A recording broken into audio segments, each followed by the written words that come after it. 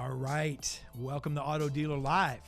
I'm David Villa, and I'm sitting here with what a great co-host, man. Owner several stores in Louisiana and Mississippi, Mr. Brett Oubre, Lakeside Ford, Winnsboro Chrysler Dodge Jeep, Natchez Toyota. Welcome, man. Flew in yesterday. Yes, sir. Thanks for having me. I appreciate that. Man, it's my pleasure, man. I appreciate you coming down. And I think Mike, because you were on, kind of named the show. What'd you name it? The Owner's Box? Yes, sir. The Owner's Box. Nice. Yeah. We changing the name from Auto Dealers Live? He named the show, he named the title of the show because we've got you and then three dealer principals are going to be on as well from across. We have a dealer in Seattle coming on today. We have a dealer in New Jersey coming on today, and Mike, the third dealer, Texas, Amarillo, Texas. We might be starting a new trend here. That's it. Come on. Thank you, Shannon. Here, I pass it down. You can't start an owner's box without Starbucks. That's so right. If you don't have it out there, I'm sorry. So, man, Brett, you know, a lot of stuff going on. I know we've been talking a lot about, you know, just turning on a dime, you know, having to make adjustments. You know, I don't have much time. You know, I get it when people, you know, have struggles and, you know, and I feel for them. You know, I mean, I really do. And there's times where you can pour in and help that, but there comes a time where you need to see people, even if they're still struggling, begin to see the glass half full, begin to see it as things can change and I can make some adjustments. And so one of the things I've always loved about you, and it's rung true in this season here, man, you know, you went through a challenge just like everyone else. I mean, we all did, but you know, you just kind of kept your head up, you know, you kept common sense about you. And, you know, every time I talk to you, you know, you had something positive to say. You had reality, but you had something positive to say. Is there something to that?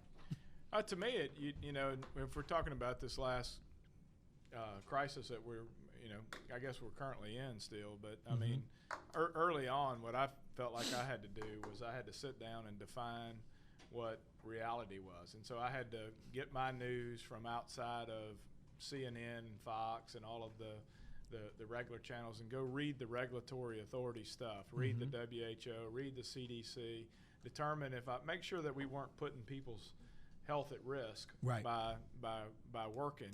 And then our second thing is to make sure we communicated that with our people, and that's the dose of reality that you're talking about. Right. Is to let them know what reality looks like, and then on the flip side of that is to provide them hope that it's going to be okay. And so during this, I mean, most of the time that's what I was doing, was spending my hours, minutes, and days providing hope until they started feeling comfortable and basically started doing some of that on their own. We're still doing a lot of that, but there's not a need for a daily basis anymore. Absolutely. Well, you know, again, we're going to have a great show today, you know, discussing some of these strategies, really getting into strategy in general. You know, I had a dealer that signed up for a campaign for several of his stores yesterday. You know, he said something to me. He said, man, I don't want to mention a single thing about COVID. He said, I don't want to talk about it. He said, look, we're driving again, we're buying again, we're moving along. And, you know, I get it, you know, it's what's going on. But here's the deal, man. I think that people are looking for some strategies on legitimately like, okay, now let's move forward. Because I mean, we were talking at dinner last night. We had Brad Wise with us at Furman and a couple of our sales guys. And, you know, again, you know, I know there's different views out there on different things, but we were discussing specifically like masks, things like that. But forget do you like them, do you not? But one of the things I said was, at what point does somebody, and I can never see, no matter what, I mean, I could literally see like if COVID had a funeral on TV and you watched it die and go away, I'm not sure somebody would come out and say, hey, you know what, it's okay to not wear a mask. You know, and it's like, so at the same time, so there won't be an announcement of that. So I'm thinking there won't be an announcement of like, it's time to move on and do business. It's when the leaders and the drivers and the people in front just begin to do it like always, and then people say, okay, it can be done because they're doing it. I mean, that's really what it comes down to. It's going to take some leader somewhere in every community, and that's what I think we have on the show today. We have John Luciano, general manager, owner, GM of Street Volkswagen in Amarillo, Texas. Ron Baus, dealer principal, Spirit, Chrysler, Dodge, Jeep, Ram, and then Tony Wren. Tony's in Seattle. Outside of Seattle, which there's a lot going on. That's going to be interesting to hear what he has to say. Oh, yeah. And he's a managing partner at Evergreen Chevrolet just outside of Seattle, Washington. So, I mean, it's a diverse group, multi-make. And counting you, man, we've got like 5-6 makes represented. So, but what do you think, man? Is that going to take – is that what it comes down to? I just think as the leader, you got to provide hope, and if you spark fear in people, then you can't provide hope, because there's no way to do fear and hope at the same time. And so, rather than get into the debate of whether we should wear a mask and shouldn't, like you said, is at the end of the day, there's always going to be something. Yeah. Right. Yeah. There's always going to be something that we're going to be fearful of if we're not careful. Right. Yep. We've had other diseases, other infectious things, and so we should follow the guidelines, and we should social distance and stay away from being in direct contact up close for the bodily fluids. But the reality of it is, David, I mean, we should have done that anyway, right? Yeah. I mean, that's kind of common sense stuff. It is. I love you, brother, but I don't want you to spit on me. Yeah, you know absolutely. What I mean? I'm with you. You know. If you guys are watching today, make sure you share the show. Listen, again, we have 4 dealers on today, but we're going to be talking about, and really breaking down and getting into some strategies, getting into maybe some, listen, you're thinking right now, well, I'm not a dealer, I'm a salesperson, or hey, I'm a F&I manager, or, I'm just a BDC person, or whatever you think. And how does this relate to me today? And, I'm going to throw out there that I'm going to try my hardest, as always. And Brett's got some questions that he put down that he felt like really, and we're going to pop them on the screen as we ask them, that we can really break down with these guests. And of course, what I'm going to try to do as well is just organically get in and pull some nuggets out, because we have leaders on that are looking at this, with the idea of moving forward. And I want to pull some strategy out of them. I want to pull some things, some teaching out of them, and get them to give you some things that you can actually, write down and take with you. And so maybe if you're not that owner, but you work for one, or you have the ear of an owner, or maybe you can bring some ideas to your store. This is a really good show for you to get in on.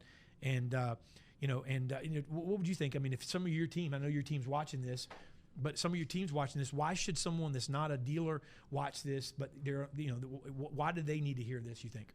Well, the reason I think they should is, number one is you can't be a dealer without employees. So the employees are really what make it happen. All we're doing is at the top providing leadership, providing opportunity, and providing a place to work. But first of all, and the people that work for me that are on the show are going to say, here he goes again, but everybody has to figure out what they go to work for on a daily basis. Come on. Yeah. And it's not money. I mean, all things being equal, if I came to work for you today, I would expect a competitive pay package. But once it meet market rates, I'm looking at what makes Brett tick. And so if I'm a employee out there, if I'm a BDC or a salesperson or a service or whatever it is in the car business, and I'm sitting here going, what can I take out of this? Is number one is I got to think of, what do I go to work for on a daily basis, and what nugget of wisdom, because some of the questions that we're going to talk about have to do with strategy as it relates to the current situation, how as it came to inventory, as it come to personnel, and how can you be a person plugged into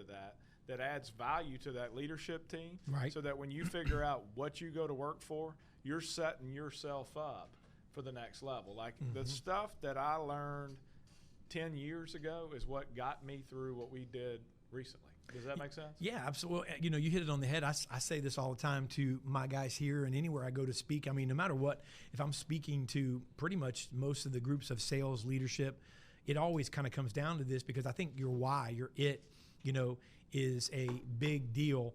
And, your why or your it's a huge deal. Switching the cameras there, Mike.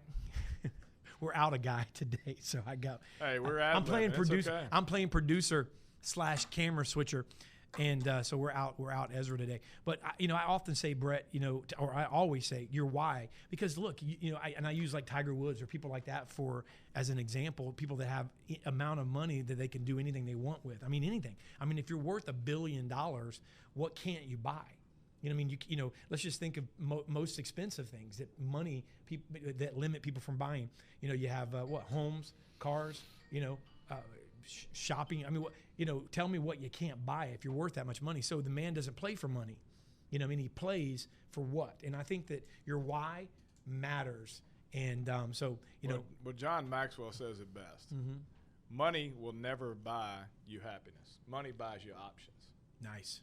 So you can be just as miserable with a pot full of money as you are as if you're sitting there with no money. When you figure out your why and your purpose,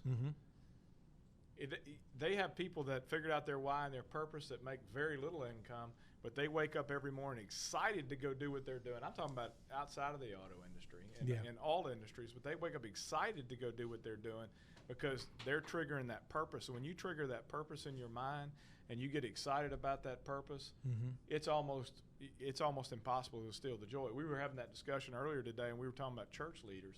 And there's a lot of those kind of people in church leadership, right? They go to work for very little pay, but they're doing absolutely what they were made for. Yeah. I love it. Does that make sense? Absolutely, it makes sense because it's their why, it's their it's their reason. You know what? Purpose Driven Life was one of the most successful books of all time. It's a great book. Purpose. So you got your purpose, and then someone will call it a reason, someone will call it a why, someone will call it your it. And it's why you get up in the morning. It's why you stay up and can't go to bed at night. And sometimes I think that we can become stagnant in that night. So I look forward to, and I think that that's the secret, by the way, because if it's just about moving iron, if it's just about moving cars, it's not sufficient. Well, can I add one thing to that? What I would say to the potential leaders that are watching this show that are not in a position of leadership today, what I would do is figure out that why, and then I would share it with my leader and let them know, hey, here's what I come to work for today, and I wanted you to know that because how you want to motivate me is help me get there. And if you help me get there, I'm going to help you achieve your revenue goals. And so when I'm here at 7 o'clock tonight trying to close that customer, instead of trying to close that customer because you said I had to, I'm closing that customer for my hopes, my dreams, my aspirations, and where I'm trying to get. And that becomes a win-win between me and the employer.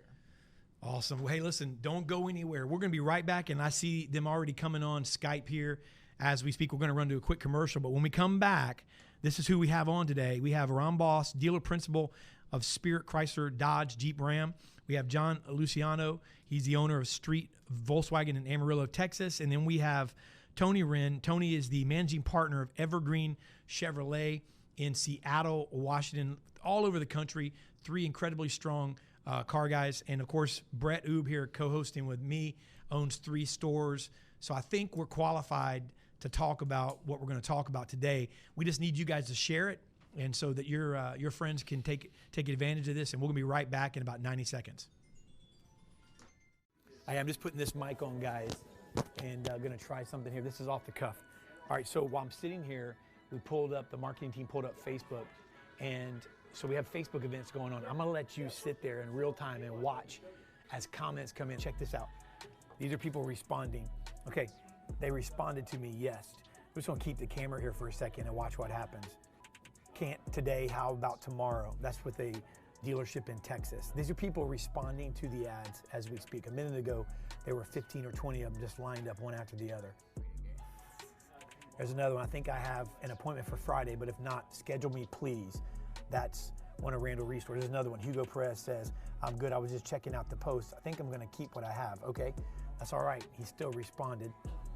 It's just one after the other for the dealers across the country that are running this. If you're looking for something right now, they will do anything to make a sale.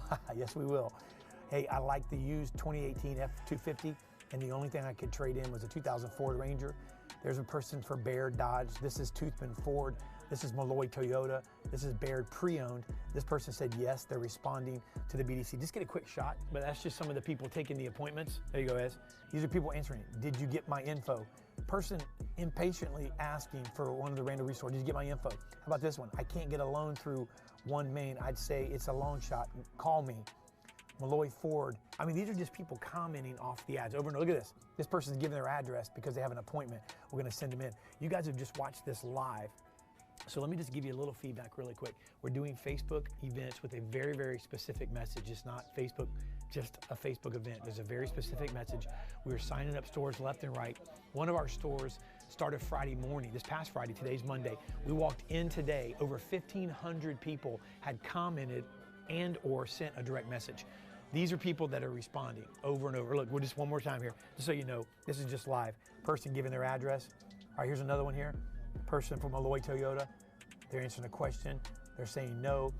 This is another one for Toothman Ford. Give me their address for an appointment, their email address. I'm good for any, I'm assuming that's going to say any day. These are people that are getting responses right now to this ad. Hey, if you're interested in this, the number is going to be on the screen. Give us a buzz or email me at david@ipdagency.com. The number and the email address will be on the screen. Hey, what do you got to lose? Right now, we are batting 1,000 and we're signing up dealers left and right on this program. Dealers are telling their 20 group partners and friends about it and their sister stores about it. Just today alone, we signed up 5 stores that will refer to us. Reach out to us. 1. All right, we're back. Welcome. Thank you for tuning in to Auto Dealer Live. And listen, you guys are going to want to share again the show today because we got a great guest lineup. We have on Skype with us 3 dealers, 3 owners, and of course I'm joined here by owner of Lakeside Ford, Winsboro Chrysler Dodge Jeep Ram, and Natchez Toyota, Brett Oubre. So we've got about 8 makes represented somehow here, and I have Ron Baus, dealer principal, Spirit Chrysler Dodge Jeep Ram, John Luciano, owner of Street Volkswagen in Amarillo. So we got Ron in New Jersey and John in Texas, and then we have Tony Wren, managing partner, Evergreen Chevrolet in Seattle, Washington, and 3 unique parts of this country represented right here, a couple of different time zones, 3 different time zones. And I'm going to go right to Tony. Tony, I'm going to thank you for joining us. And, we're just getting to know each other a little bit here recently, but, from what I hear and what I can see, great car guy, been doing this a long time. And I love the fact that Tony is bringing his children into this. You were just telling me a cool story about one of your sons that's just lighting it up over there. But I want to ask you a specific question, and then we can kind of get some feedback from everyone. But, right now, okay, everybody, I mean, every dealer, and you shared this with me too, is speaking inventory issues. And so I want to ask you, what creative ways, has your leadership team, implemented to acquire inventory? Like, I mean, and you may be, listen, and I'm going to go ahead and put a disclosure out there. Brett's got a pen in his hand. I've got one in my hand, just so you know that we might all have some answers, but I guarantee you we're all going to be taking notes from each other. So any nugget you can throw out, Tony, of ways that your leadership team has implemented to acquire inventory. We're going to put that lower third up as well so the audience can see it. So Tony, man, thank you for joining us. I'm going to have you weigh in on that question a little bit. Thanks for having me, David. I'll tell you, you lay awake sleepless nights looking and thinking about where you're going to get inventory. I'm a Chevy dealer. I'm down to 115 cars in stock, and we sell about 60 new and about 75, 80 used a month. Down to 60 used and down to 115 new. Finally got some invoices, got 20 or 30 on the way, even a couple Corvettes coming, which will help, spice up the pie a little bit. But as far as acquisition, there's no auctions around us. I mean, we can go online. We can go online to OVE, and we can go to all the online places and Bid a Cars and all the places to acquire inventory. But there's somewhat of a gold strike panic going on right now for used cars. And, these things, when they go down a lot, they don't stay down long. When they go up a lot, they don't stay up long. So my advice to anybody out there is to look inside yourself and look at your recon, or whether you use Rapid Recon or whatever you use. You need to get those cars online and merchandised, 40 photos, descriptions, videos. Truly, honestly, for once, 72 hours they have to be out online. I don't care where they're sitting. If they're online, that's all that matters to me.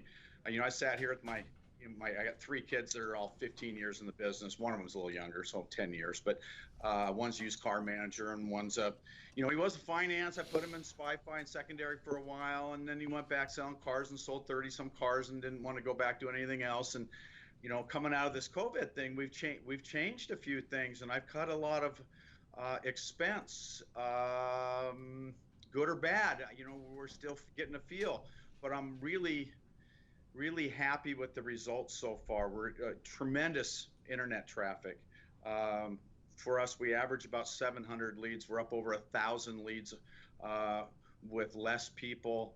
Our response time's down under 5 minutes with video responses, and we're 100% focused on internet traffic and our response time, quality response, appointment percentage, appointment set, appointment show. I mean, we're really every single one of us is living in the CRM. That includes me. So that's leadership. Different business. But, if you do that and you're not doing that currently, you're not going to feel this little swing of inventory going up and down. So I love that. And Brett, I heard there at the end, thank you, Tony. And yeah, that all made sense to you, obviously, as a dealer. And I think both of the other guys on the panel.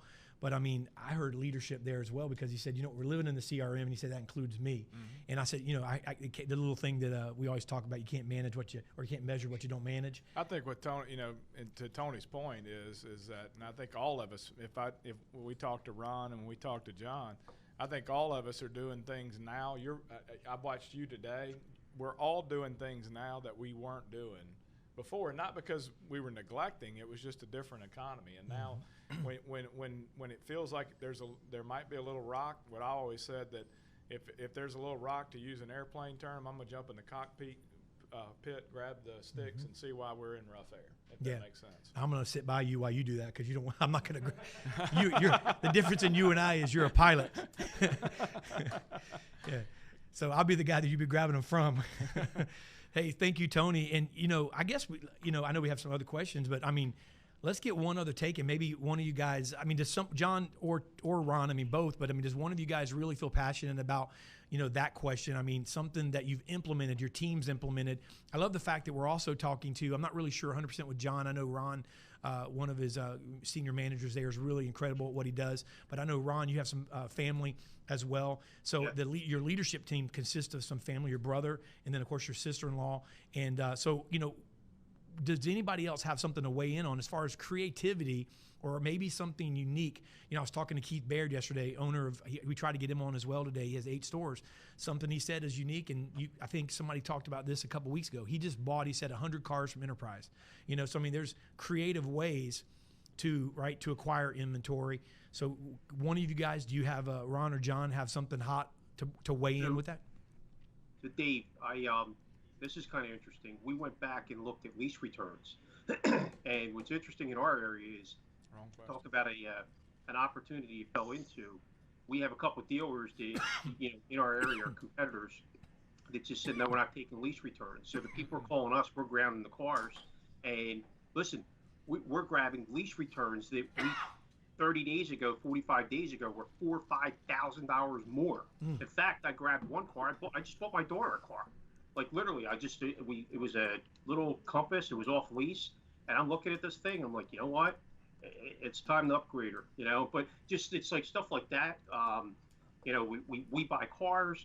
We're looking at the trades and saying, hey, listen, we know that's hot. My brother's like pulling his ears off his head because he's literally, probably 24/7 looking at cars all over the country. And we're just picking here and there and just trying. And again, we're a small store. We're not anything big, but, our used cars has always been our bread and butter, and we recognize that. And the other thing, I'm going to tell you the truth, is we're taking advantage of the prices. I had a very, very challenging first quarter. It was a bloodbath for me, to be very frank with you. So now I'm taking these cars I've had 90, 120 days, and I'm flipping them. And in some cases, I'm getting retail prices for them. So you're cleaning up that inventory, agent. Yeah. So we're taking advantage of some older stuff, and I'm actually making money, that way too. But and Ron, what about your May? Your May, you said, I remember you sending out a message. You said May was incredible for you, wasn't it? Oh yeah. Listen, we typically retail, 65, 85 new and used total a month. We did 109. I think it was like 60. Excellent. 68 total, 8 were fleet, 60 new, and the rest were all used. So it was a bang-up month for us. Now, the other thing, too, is, and I said to my brother early on, I said, listen, don't be scared. Let's get some cars now. Because in the beginning of this, I went through 2009. And I'm sure everybody that went through it remembers, man, it wasn't fun. And you have to really reverse your thinking. Like I remember when Chrysler's bankrupt, we were literally down to like 5 new cars. That was it. So, you had to make money off the use. So we kind of dove in, and I got to tell you, thankfully we didn't get enough, but we got enough to carry us through, because we went to replace those cars. We had to pay anywhere from $2,000 to $3,000 more, and that's a tough pill to swallow. It's pride, and you just have to say, look, if we could sell it, pay up, and you got to look at it from the other side of it too, saying, well, I'm running out of new. I don't have the same thing new to replace, and right now you got a hot audience that wants to buy cars. So, that's kind of a little bit what we've done. And I got to tell you, like I said, we're light on inventory. But the other thing too is we're spending more time looking. And if we get, a handful of cars here and there, hey, at least we know we have stuff coming in the pipeline. And the crazy thing about it is when it hits your website, like the cars are still being in transit. The phone's blowing up. We can't even get pictures quick enough. So it's a good problem to have. One of the things I'm sure you guys did, Ron, John, and Tony, I'm sure y'all did, but because we did, and I know a lot of guys did this, a lot of ladies did this, is that immediately when we realized there was a used car shortage, we went back into the inventory system or the CRM system, and we looked at every deal for the last 30 days that we missed. Yep. The trade, and called back, tried to rebuy that trade, put a little bit more in it, try to get that car rather than going to a sale and get something that we had to recondition. Since we hadn't heard from John, maybe you can speak to a question we're going to ask is, how long do you think the inventory shortage will last? Crystal ball. It's been fun to watch, and everybody's getting pretty creative. Everybody, even Avis Direct and Enterprise and all the rest of them, you're getting more emails from them before. They're trying to process cars a lot faster. I want to go back for 1 second to the previous question. Sure. And my little tidbit to it would be, and Dave knows this, we had a discussion when all this first started. Dave and I were talking on the phone, and we chose to run at it. As you did with a lot of what you guys did. Guys, let's run at this thing. And we did. So we jumped immediately in the television and in the radio and just stated, if you have a check engine light on or a tire light or anything, a lot of the little shops, unfortunately, are closed. Please come by. We don't care what your make. We don't care what your model is. We'll fix your tire. We'll take care of it. There'll be no diagnostics charge on anything on the drive. That's good. And we got inundated and pounded. And then what we did is we took all those cars that we really liked, and that's where we made the offers. We tried to buy it. We didn't even. Great idea. We'd like to trade it. We just tried to buy it. They were like, well. Hey, John, I'm writing that one down, so I'm going to be using that this week. It's working like a champ. I'm still running it. So was it the Carvana approach? Maybe was it the Weedy Sedibo? We buy your car even if you don't? Sure, whatever. Nobody's original idea except Dave in the last 10 years. But the rest of us all kind of have to copy each other. That's what we ran with. Yeah, but your idea is a twist on that, because a lot of dealers in our local markets and even in 100 miles out are running that. We'll buy your car even if you don't. They're just copying something that they're seeing on a national ad. But you, by saying bring that check engine light, bring that whatever, we can help you, no diagnostic, that's a spin on that. And it brings somebody in that you normally wouldn't see for a different pretense, and then you get an opportunity to give them an offer. We went up 360% in tire sales. That's by awesome. offering to fix that tire for nothing. And they just looked at it and said, well, my dad always told me don't buy one because this one's shot. So, yeah, what do you got? Well, I got these. Okay, great. And then we did the same thing old school that we learned through it. We gave them a certificate that said, look, you just spent $400 for the next 60 days. If you come back in and trade with us, I'll give you this $400 back because you've already done my recon for me. So I want you to know that. So we gave them a nice looking little check. And gosh, we're still just inundated. And we bought heavy, and I'm still heavy. I mean, we actually leased a lot down the street to park on. We took a hard run, especially that first 5 or 6 weeks. There was a lot of panic mode, and there were some excellent buys. It's the only place I can find trucks, and we still do. We're a true car. And we're still playing the other games with everybody else, Auto Trader and KBB Buying Center. We still run all those and try and do it out there. But we don't ever run an air commercial or do any piece of mail that doesn't talk about that we buy cars. Always. So, John, how long do you think this inventory shortage will last? It's hard to say. As the rental car companies are realizing the 700,000 or 800,000 cars they have around the country and that's not going to come back as fast, and they're starting to turn, you can even look on Manheim. I mean, the numbers are going up. I'm not sure there's exactly as much of a shortage. There is new because we're not producing. There's cars. I'm just not sure we can fade the prices. If you've looked today, I mean, wow. Yeah, that's what I'm saying. But I thought my question was like, how long do you think that's going to be? Because I do know that for 90 days, maybe even longer, they've suspended repos. That's a large percentage of cars that come into the pipe. Correct. And lease returns, I heard one of the guys talking about that.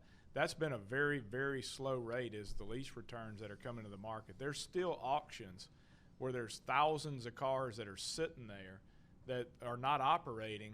And I was told this past week by one of the guys that buys for us is that they're not putting as many cars even on the sales that are open because Manheim laid off 10,000 people. And they don't have enough people working at the sale to be able to run all the cars. So when all of that corrects, my question was, kind of along those lines, is how long do you think that is until all of a sudden we've got too much inventory? Well, I would have to think by October, whenever it'll make that turn, I think they'll start getting people back in. The banks are doing the same thing you're having with your contracts in transit. Contracts getting paid, it's hard for them to get enough people in the bank to process. So we're having those same issues. One person goes in, spreads out all the mail, decides where it goes, then because they can't have as many people in the building. All depends where they're located. I'm still thinking October. I think December could be a lot of fun. I think the year-end closeout could be pretty exciting. The fact the plants will be back up. I know for us on the Volkswagen side, we're still staying committed to try and build what we committed to build. Yeah, we're going to run them late. I got to throw money. I want to bring Tony. There's a couple comments that came in, so we're going to bring those up in a minute. I do want to get to them. So Craig Lockhart and Philip Pearson, we will get to your questions. I think those are good questions coming in from a couple of dealers who are asking. But I had Mike throw in. Brett set up some questions, so I text Mike, and this is going to look a little different on the screen. But I was going to ask it, but then when John just said that, I knew I needed to ask it. And when he said the inventory is not really short, but maybe the prices are too high, the used car inventory. So Tony, I want to ask this question as Mike pops it up on the screen, and I'd love to get the weigh in on from our audience. From a marketing term, Tony, offering big money over book value for trade, does it finally make sense? And I'm hearing this from a couple of dealers where they're saying, if I'm going to pay X amount over book value at the auction, why not just get the vehicle for my customer and get a trade in and trade up type situation going on? And actually does it make sense finally, where it's not as much of a hook that we couldn't do, but can we actually really, in some cases, pay more money for their vehicle? That's Tony, I'll bring you in on that.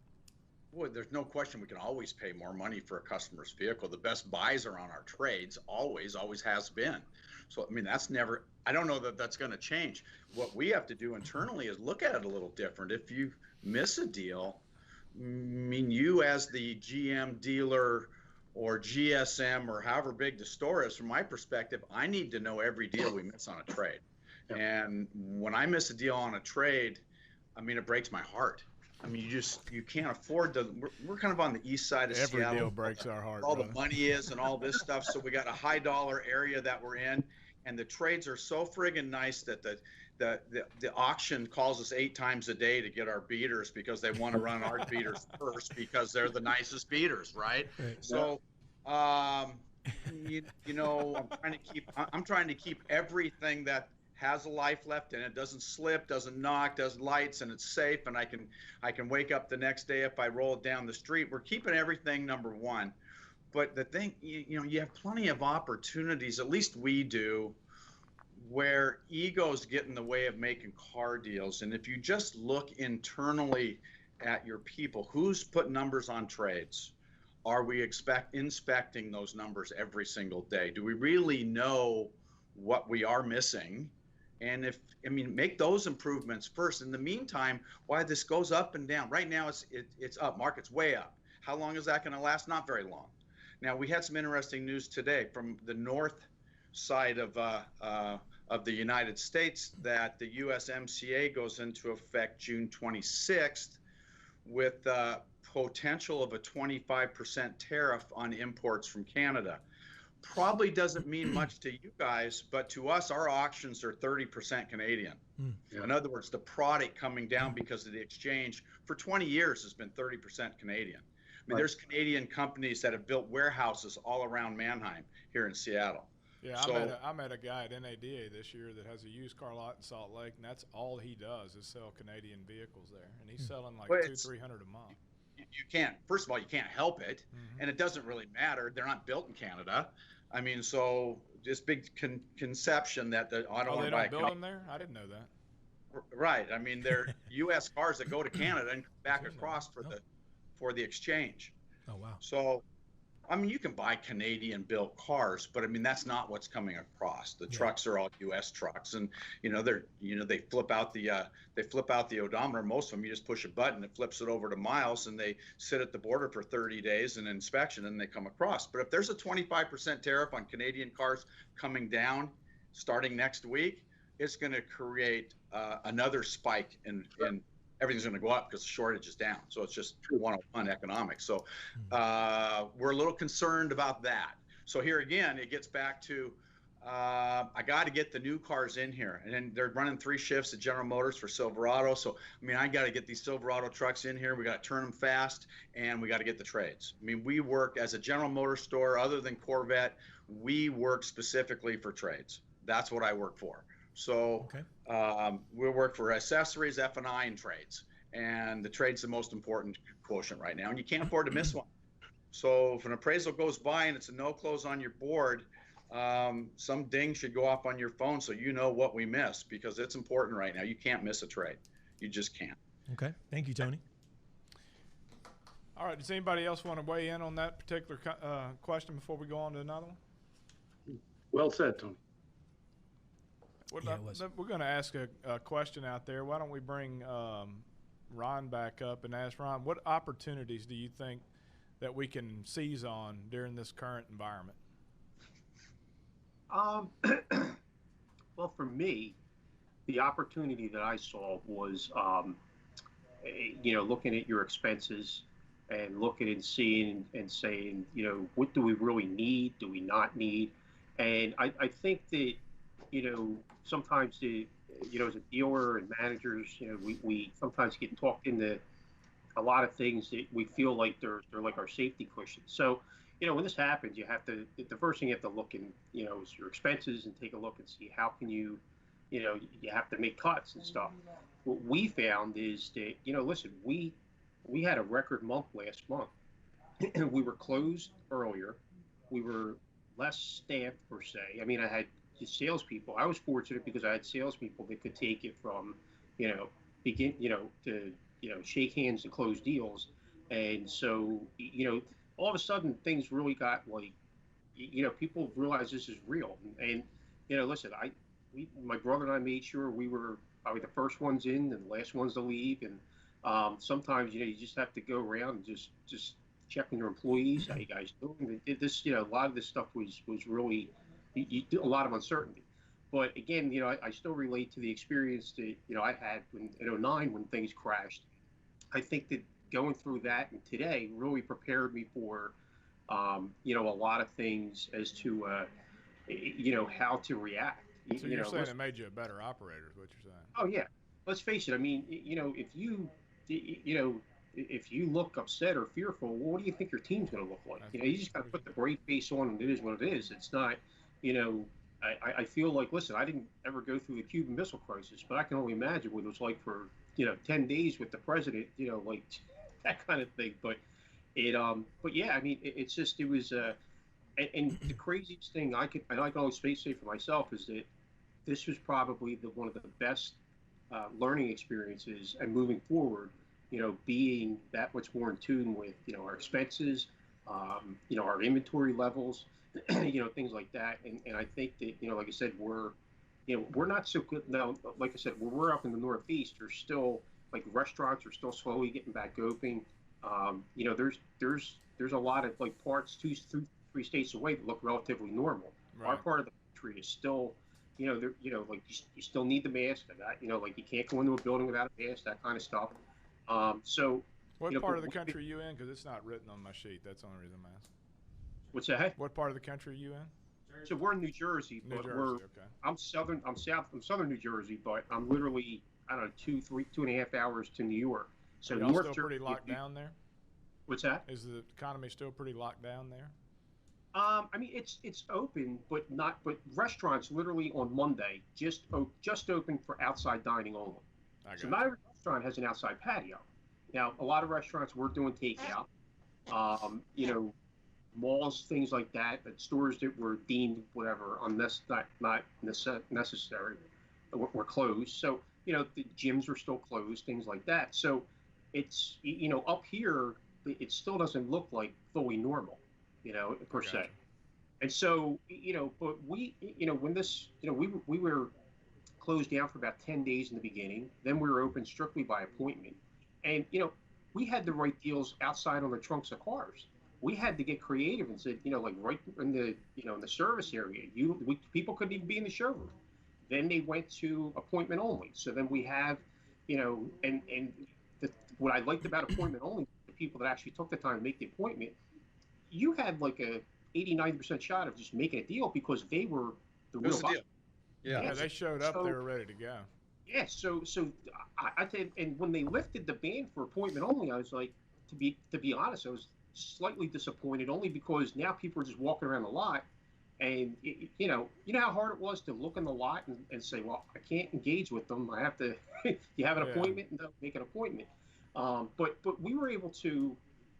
I think we were able to capitalize on that, and so what you're saying, y'all adjusted y'all figured out that y'all could be very adaptation, create a very good adaptation to whatever environment you need to be in. Is that what you're saying?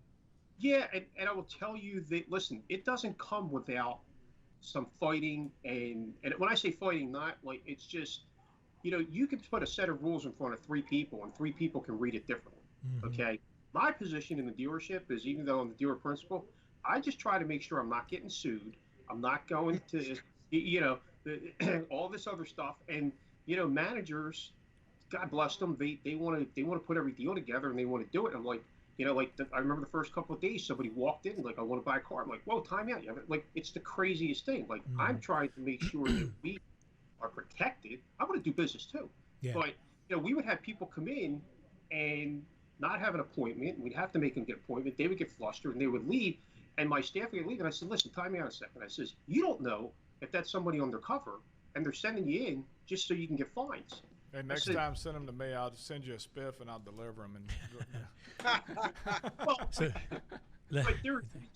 We were tested a lot, and so it was, and quite frankly, my brother and I, we were kind of, not, and I mean this in a good way, but it was like we were kind of not butting heads, but it was like we had to figure this out. We had to figure out how to, and we did, and they did a fantastic I know y'all job. were facing a different deal because I mean they had that whole thing on the news about the gym owner up there and opening and the police. So I know some economies were more confiscatory than others. So I get what you're saying. I wouldn't make it light of your situation. No, not. Yeah.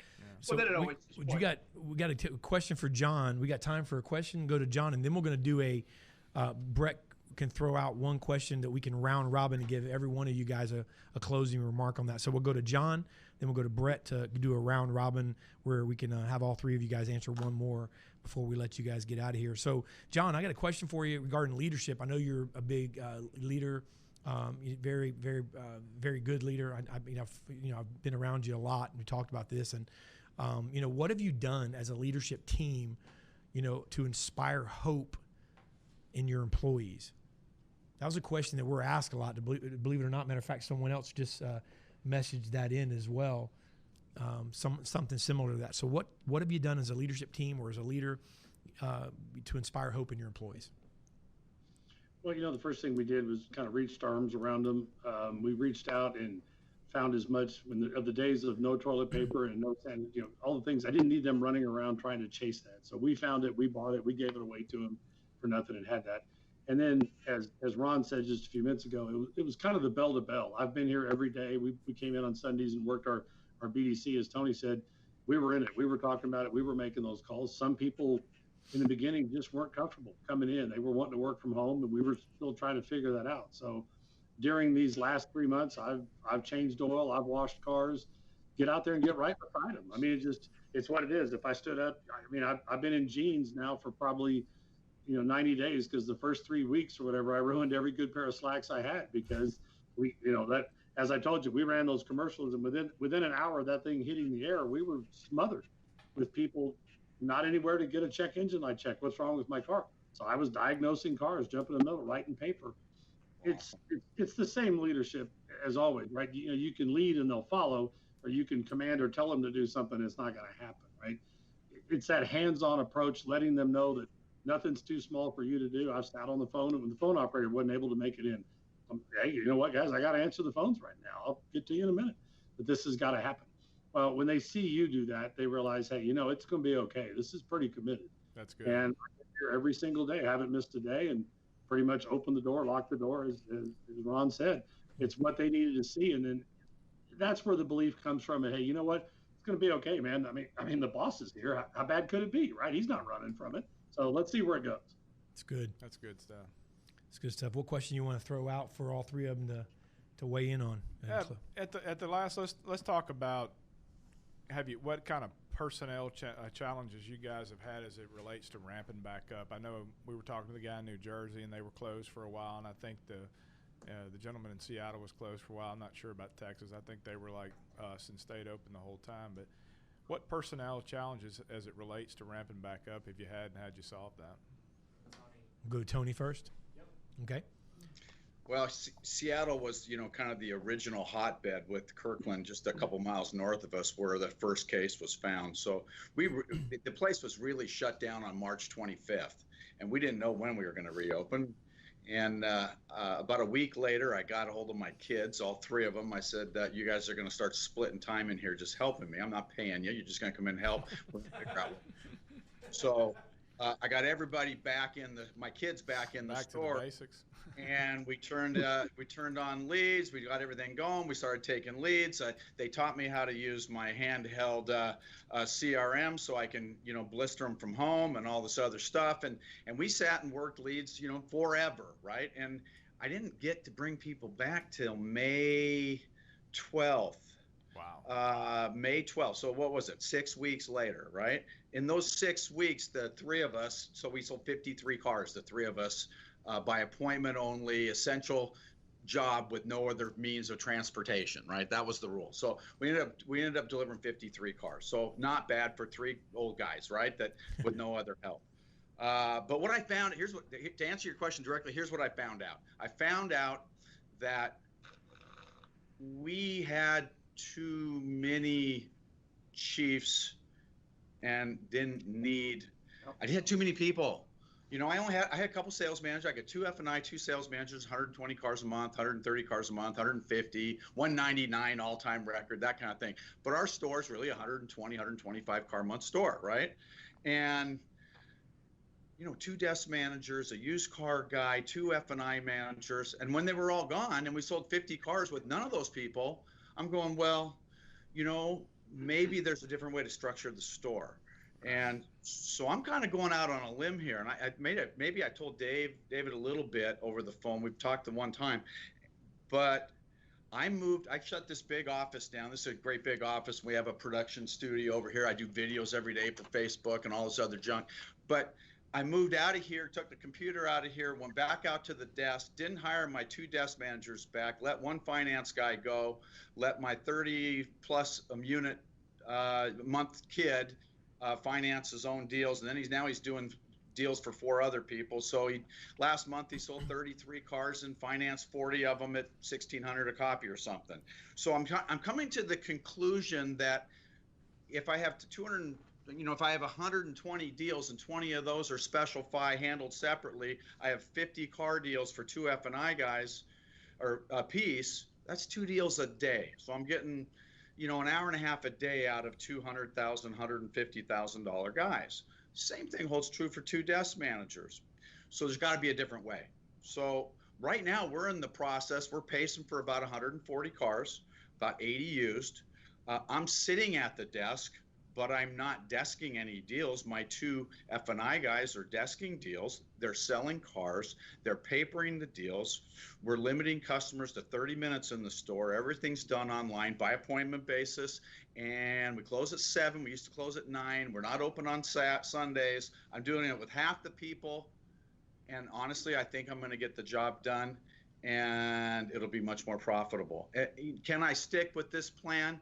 Not too new. Maybe Dave's going to overload me with people, and I'm going to panic, right? So we'll see. But right now, we just got engaged. It's like getting into the CRM. We just got engaged. I just got out on the desk, and we're every single thing that's going on in the store. It's only 9 to 7. It's 10 hours. 6 days a week. My kid covers me 1 day. I take 2 days off. He takes 2 days off, and I got 12 guys. Well, Tony, if it's going to work. If you let me take a little liberty with you, you did more than got engaged. You dug into the details of your business, is what you're talking about. And I think you said something that the other gentleman said earlier is that you just became a better operator. And when times are great, and we all experience that as business owners, it's easy to justify an employee in a conversation, say, oh, we need somebody to do that. No, we need somebody to do that. No, we need somebody to do that. And whenever it gets skinny and you think, man, there's something going to happen, and you really dig in, is you need people, but you need people who generate value. And if they don't generate value, they can't come. Well, value, gross equals value to me. So I need my guys generating gross. If they weren't generating gross, I didn't invite them back yet. So that's good. How about John? Thank you, Tony. So you want to go John or Ron? Whatever you want to do. I think I think Ron's next. Ron, get a closing remark on the same question. So same question. What personnel challenges as you were ramping back up? As far as putting things back together, there were no challenges. Just like what he just said, we were overstaffed. We had filters for filters, and it was nuts. And there's a couple things that we had to look at. First of all, was quality of life. We were open till 8, and then we backed it down. The first month we opened it. We said, okay, we don't know what business is going to look like, so we're here till 5. And then last month and this month we're here till 6. And we have an agreement with our guys. Listen, don't go running out of here at 5:59. But again, we were also restricted by appointment only, so we had to watch how we did things.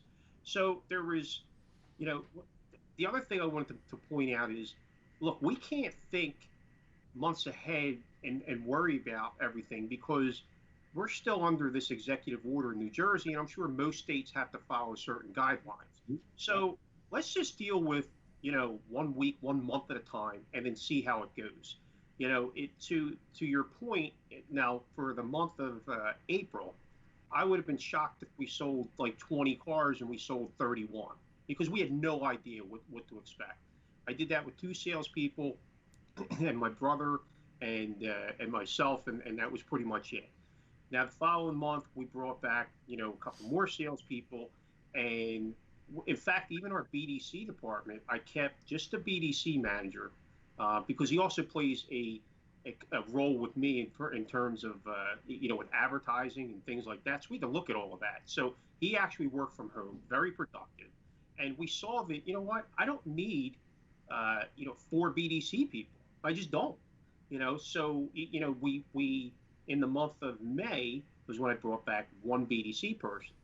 What's kind of crazy about that was I went to what would have been my top performer, and she had declined because of she was still fearful for the COVID and whatnot. So I said, okay, and we went down the line, and it doesn't matter. So as far as getting personnel, that's not really an issue per se, because we also have like kind of a quality of life here. We enjoy closing the doors at 6:30, going home, spending time. We know that we're working 5-6 days a week. Now we're not open on Sundays, but even our Saturdays we close at 3 o'clock. So it's like you still can grab the rest of a day, even though technically we're not really taking a day off. We're just kind of figuring it out, if that makes sense. So as far as, like I said, putting that back, but I don't know that I'm so quick to just want to go back and be open for 12-hour days, and because then that's more staff, then that's more advertising, it's more of all this other stuff. And I'm sitting here going, well, you know what? Let's just take this 1 week at a time, 1 month at a time, see where this goes, and that's where we're finding, I guess, the sweet spot for my dealership in New Jersey. And I'm sure other guys are just sitting back and realizing and trying to, listen. We also, even though this was a devastation what happened, we still found the silver lining in life. Well, the interesting thing about it is that's what I hear, right? Same thing, yeah. Well, it's funny because the question is, and John, I want to. We got a couple of minutes. I want to get you in on that too. But here's the thing. This is interesting. The question you guys were asked is what personnel challenges. But it's interesting when you get leaders, they view challenges as opportunities because they can't. You guys can't answer the question, and that's a great thing. It's not negative. You can't answer the question without opportunity pouring out of it. I mean, the reality, and the same thing happened here with us. I mean, look, obviously we were all, it's like somebody slammed on the brakes in America. I mean, listen, That's right. I mean, it was just no matter who you are. But here's the deal. The deal is it caused us all to look, to take a look at what we're doing. And here's the crazy thing. As things go back to, quote, normal, meaning the freedom where people can freely go about and do whatever, then you will be more productive by the time you utilize more time. Because if you're doing more now with less time, right, when more time starts to be available to you, it's not that you're going to start doing less again. I think what you do is you've learned from it, and you're going to start to do more. And then that's how stores go from 120 to 150, go from, 200 to 250 kind of deal, I think. And so, John, I want to get you in, and same question as we close out the show. I want to thank Tony and Ron and John all for joining us. But, what personnel challenges / I guess I'm going to add opportunities, man, as you're ramping back up. You're kind of blending those two questions together, right? Yeah. Well, it's funny that you put it that way, because maybe it was the Italian side and maybe having the wrong last name or whatever, but we looked at it completely as opportunities. And we actually picked up 2 very, very strong salespeople from other stores who were just furloughed and left to go fend for themselves. And we ran some stuff and just said, we're hiring, and we met with people. I picked up a service writer that's probably maybe the strongest thing I've hired in 5 years, that was working at a trucking company, had no idea how good his life could be, and came about there. We made a couple other changes. We had some opportunity to have some great interviews and find some people that really wanted to come and really wanted to work. And so we felt very blessed, and we had 2 great months. And like I said, we reached out to the community heavily and did a lot in the community and just made that clear. We ran stuff. If you're a policeman or you're a pharmacist or you're a doctor, we know you have to get to work, and I want you to get to work, because I'm a pretty clumsy guy. And if I go to the emergency room, I really want to believe you're there and that somebody's there to dispense whatever I need. And we just played off of that. And we told people, we'll come to your house, we'll get your car. What can we do? Do you need a ride? And we gave away masks. We ran head face at it, as Dave, as you and I have always done in this type of business, just head on. Let's go at it, because there was way too much retreating going on for what was out there. And so somebody had to be open, and somebody had to take care of it. And, we were very, very blessed to be that, and we've had 3 amazing months. Business has been great. Man, that's good stuff. But the theme I keep hearing, David, is I keep hearing productivity, profitability, and quality of life. That's, if you took the overall theme of what all 3 of those gentlemen just said, is they dialed into their businesses.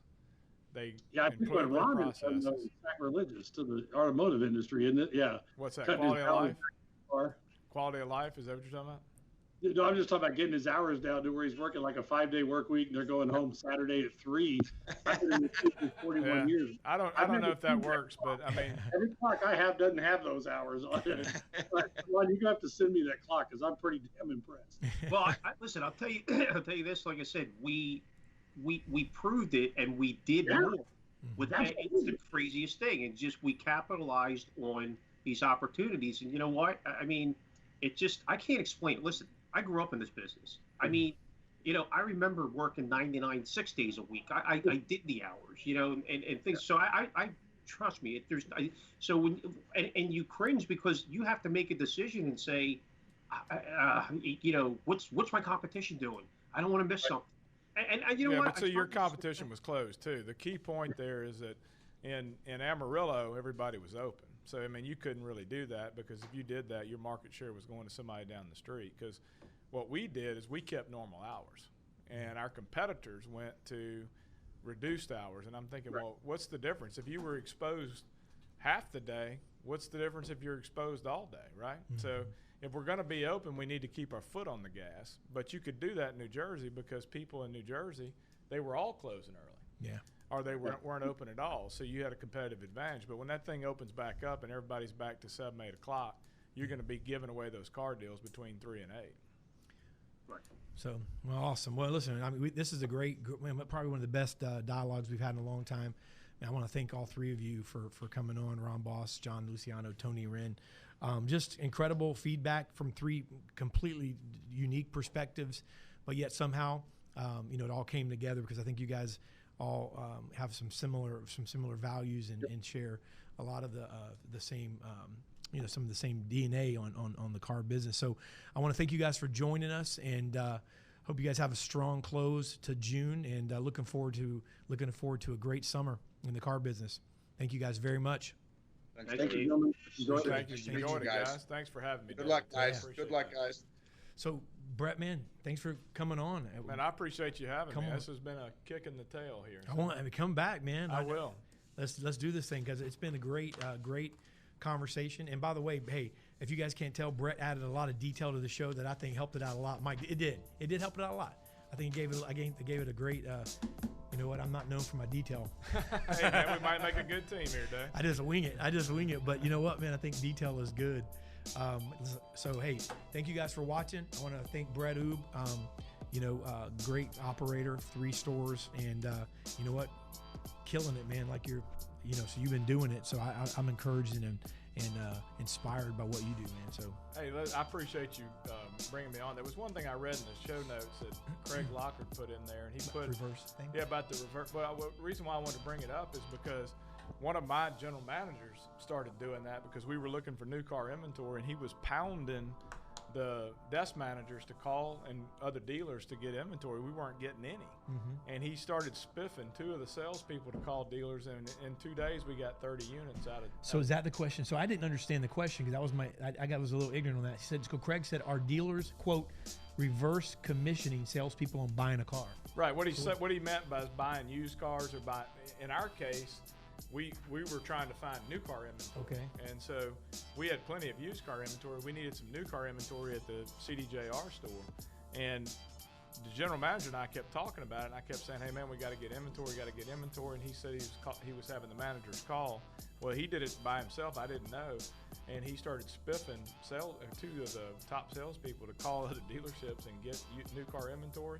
And in 2 or 3 days, he got 30 units. Wow. So when I saw Lockard's comment there, I mean, I thought we'd throw it at the end of the show. That is actually something that did work, and I think it would work on the new side. I mean, on the used side as well as, you should go on these, and they should be doing this anyway. They should go on these buying sites like Autotrader.com and Cars.com and Car Gurus and call those private sellers and say, if I could give you more than what you're asking for, would you be interested in trading it? And that's a great source of inventory as well. That's good. That's good stuff. But hey, thank you for bringing me on, and hopefully you'll bring me back. Yeah, absolutely. Make sure. I hope you do. Yeah. Please do. I love it. And not only Craig is it okay to make that comment, but check out the Recruiter podcast. Craig Lockard does, and the link's right there. So make sure you check him out. I've never met Craig, but I heard he's a stellar recruiter, and I probably do need to meet him. He's a great guy and great company, great recruiter. These guys know what they're doing. So, hey, thank you guys for hanging out with us a little longer than normal, and we'll see you guys next week. All right. We out. Yeah.